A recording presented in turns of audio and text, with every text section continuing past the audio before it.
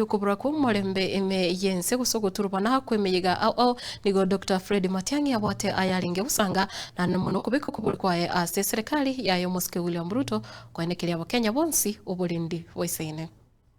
This is our only home on earth, and regardless of your political persuasion, you must approach that line. When country is more important than your passions, your feelings, your affiliations, and all that kind of thing.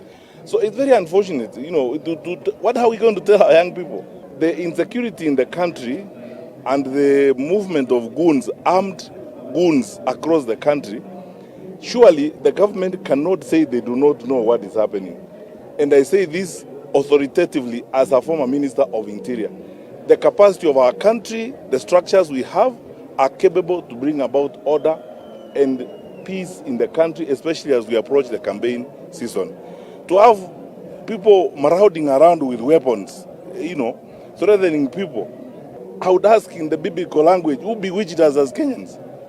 It's utter nonsense to interfere with the meetings in a democratic country. We are a multi-party democracy. You are free to go anywhere, have a meeting. When people go to, for example, in Machakos and have a meeting, are they carrying away those people? You can also go back to Machakos and tell them a different story if you want. But this primitive thinking, which I think is espoused more by our leaders on the side of government, is intolerable. And they need to be advised. You cannot hold on to power in that kind of manner.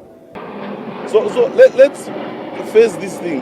My request, and honestly, this is my one-line statement to His Excellency, our President and the security team. Act decisively and act responsibly on this matter of violence. Act decisively. I keep saying every day, no one knows about this more than me. I dealt with these things when I was a Minister for Interior. It's very easy to bring about peace and stability in this country and to be firm. We have to act courageously and firmly on these matters. You can't tell me that with the security capability we have, people are moving around the streets of this country with rungus and pangas and arrows and so on and so forth, and threatening people, disturbing meetings, stoning people. Those silly things should come to an end. And we